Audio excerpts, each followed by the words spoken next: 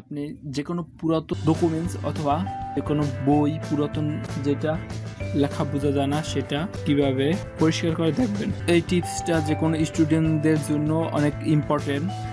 যে কোনো ডকুমেন্টস তাদের পুরনো হয়ে যেতে পারে বা অন্য রং হয়ে যেতে পারে, কালো অথবা লাল হয়ে যেতে পারে। এটা কিভাবে আপনি ফর্সা করে দেখবেন।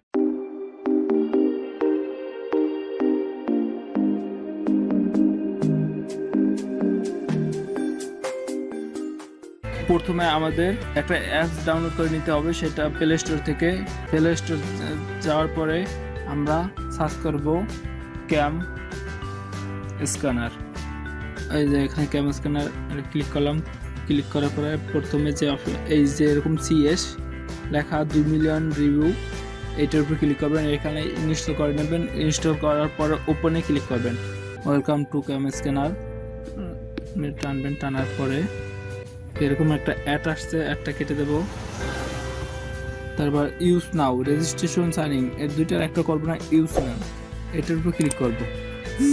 তারপর এরকম পারমিশন চাইবে, এতে আমরা অ্যালাউ করে দেবো। এটা ডাটা লাগে না, তাই ডাটা আমি অফ করে রাখলাম। ডাটা অফ করার পরে এই যে এখানে কোলক চিহ্ন দিয়া কেটে দেবো, কোলক চিহ্ন দিয়ে কেটে দেবো। তারপর স্টার্ট স্ক্যান, এই যে লেখা এটা ক্যামেরা অপশন লাগাইতেছে, এটার উপর ক্লিক করতে হবে। ক্লিক করলাম।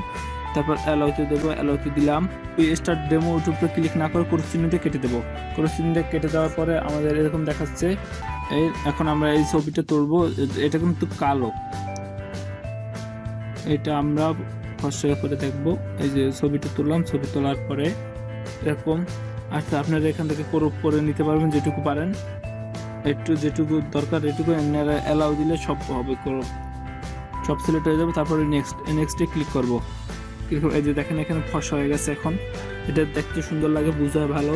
এটা আপনারা PDF আকারে সেভ করে নেবেন।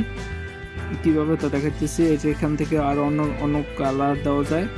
তারপর এই যে সেভে ক্লিক করবেন। সেভে এখানে নাম দেওয়া যায়, নাম চেঞ্জ করে উপরে। এই যে আমাদের এটা সেভ হয়ে গেছে। এই যে আমাদের ডকুমেন্টসটা সেভ হয়ে গেছে। সেভ হওয়ার পরে আমরা এটা নাম পরিবর্তন করতে পারবো। নাম পরিবর্তন করার জন্য উপরে যে নামটা এখানে ক্লিক করব। ক্লিক করে আমরা যে নামে দেব আমরা দিলাম, এটা দিয়ে দিলাম। তারপর ওকে দিলাম, ওকে দেবো। এখন PDF আকারে সেভ করার জন্য এই যে উপরে PDP, এটার উপরে ক্লিক করতে হবে। PDP ক্লিক করলাম, এটা সেভ হয়ে গেছে। এটা দেখার জন্য যাবো ফাইল মেনুতে। ফাইল মেনু যাওয়ার পরে আমাদের যেখানে সেভ হবে এটা হলো ফোনে যাওয়ার পরে যে ক্যাম স্ক্যান, এখানে ক্লিক করবো। ক্লিক করার পর এই যে আমরা টেক্সট আকারে এটা সেভ করছি, এই জন্য ওই PDF আকারে টেক্সট লিখে সেভ করছি। এই যে PDP এটা আমরা এখন ওপেন করে দেখতে পারবো। আমি ওপেন করলাম। এই যে এখানে দেখেন একদম স্পষ্ট সুন্দরভাবে দেখাইতে আছে। এটা আপনারা প্রিন্ট দিয়ে নিতে পারবেন আর এখান থেকে পড়তেও পারবেন।